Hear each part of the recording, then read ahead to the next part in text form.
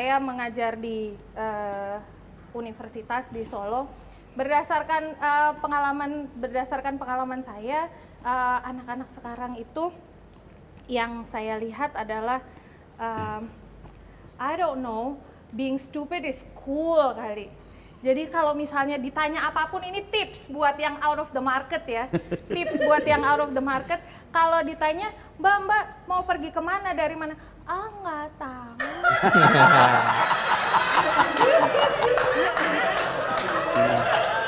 Jadi sambil tentu saja handbag dengan merek yang diperlihatkan. Jangan khawatir kalau KW selalu kelihatan mereknya. Selalu kelihatan handbag, dandanan, dan jangan lupa apapun yang ditanya pada Anda, Mbak mau kemana? Mbak jurusannya apa? Ah, nggak tahu. Jilbab itu laku. Perbedaan antara jualan lawak sama jualan jilbab adalah di musim. Jualan lawak seperti musim kemarau panjang. Lama banget lakunya. Perintis sudah banyak, baru sekarang ada acaranya. Beda dengan jualan jilbab. Jualan jilbab gajiannya ada musimnya. Kita bisa tahu kapan kita bisa jualan, kapan kita bisa tahan sedikit. Ada musim kemarau, ada musim penghujan. Bulan Muharram, bulan Syawal, bulan Ramadan apalagi. Silahkan pilih mau jualan dengan cara apa. Main sinetron, ikut pildacil, sampai transseksual di lampu merah pun kalau bulan Ramadan pakai jilbab.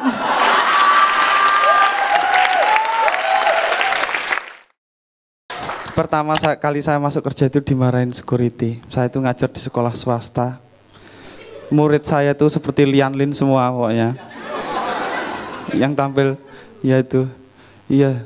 Kemudian itu saya dimarahin security. Hei, kamu motornya dimatikan. Mana STNK-nya? Saya laporkan supervisor, dipecat kamu. Ya saya diam aja. Pak, saya bawa kerja apa di sini? Saya guru Pak, maaf Pak, saya kira cleaning service. Saya sekarang sudah gaul. Harusnya cara bicara saya juga beda.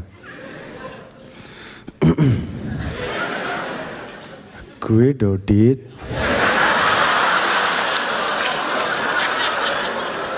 Gue model, bintang iklan, pupuk kandang.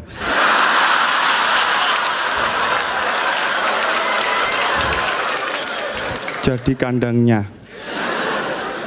Saya guru, saya tuh mengamati fashion murid-murid saya.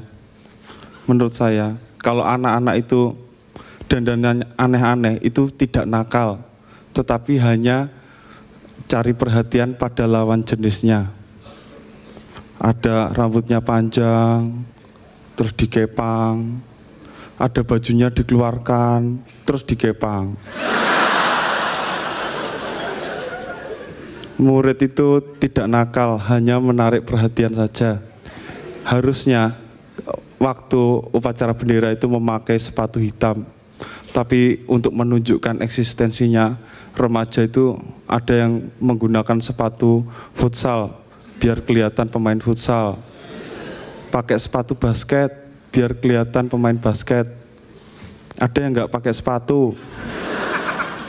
Kalau ditanya, kamu anak pencak silat, kamu anak judo. Maaf Pak, kemarin kebanjiran. Kenapa sih kayak rambut gondrong? Menurut saya ya, kalau anak-anak itu rambutnya gondrong, itu selalu dipotong oleh gurunya, biar rapi. Apa hubungannya rapi dengan kebaikan hati? Semua pelaku korupsi rambutnya rapi, guys. Assalamualaikum warahmatullahi wabarakatuh. Banyak yang bilang katanya Finlandia pendidikannya jauh lebih baik daripada Indonesia. Menurut saya sih enggak juga loh. Minggu lalu di sesi roasting Radit, saya melakukan sebuah kesalahan ilmiah. Saya mohon maaf untuk itu. Saya menyebut kepiting dan udang sebagai moluska. Dalam hitungan menit sejak acara itu tayang, saya mendapat mention banyak sekali yang bilang, Pak, udang dan kepiting itu arthropoda, filumnya krustasea, bukan moluska.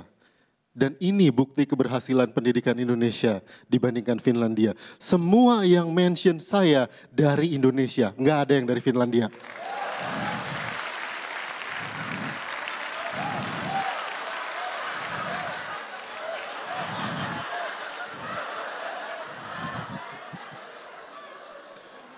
Apa?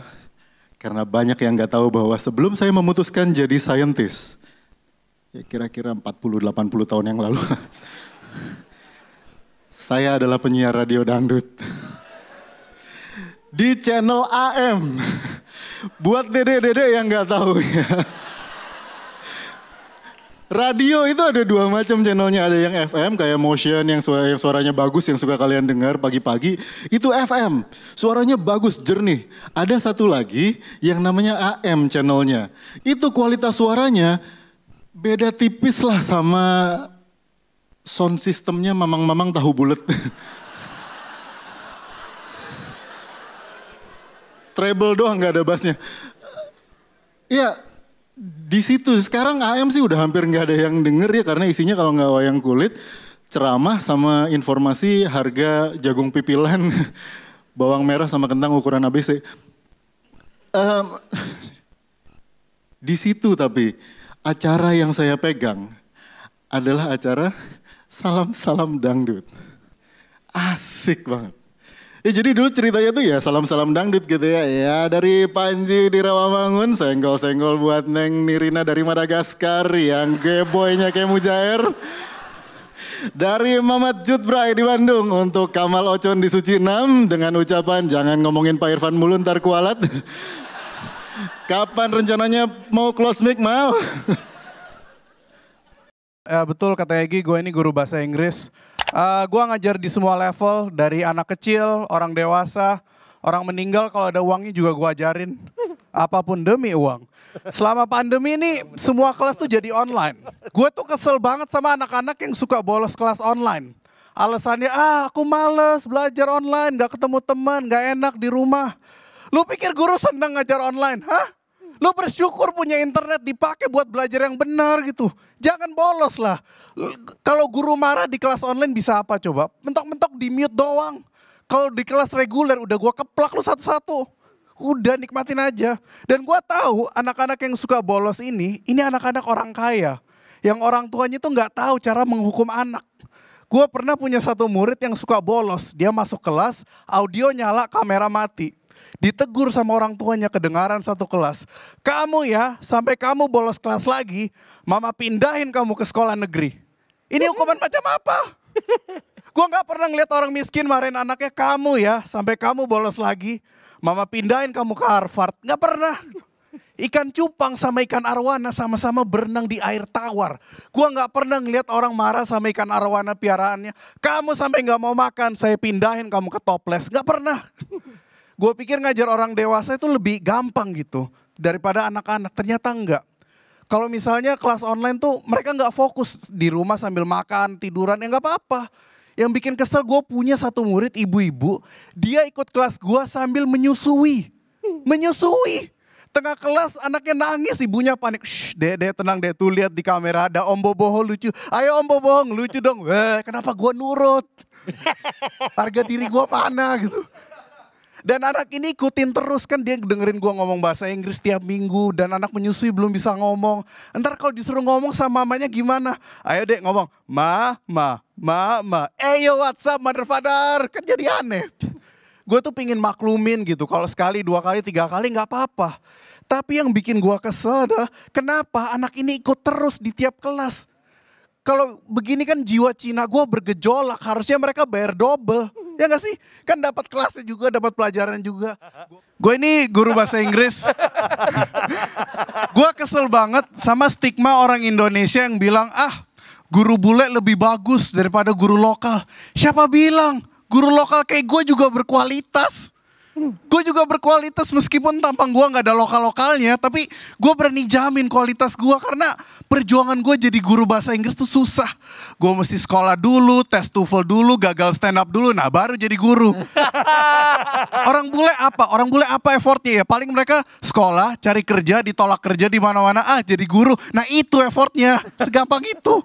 Karena kita kalau ketemu orang bule, pertanyaannya salah mulu. Kita selalu nanya, Mister udah berapa lama di sini? Bukan itu. Pertanyaan yang tepat adalah, Mister harusnya berapa lama di sini? Jadi kita tahu siapa yang harusnya pulang karena kelamaan. Seperti Alex Fabri.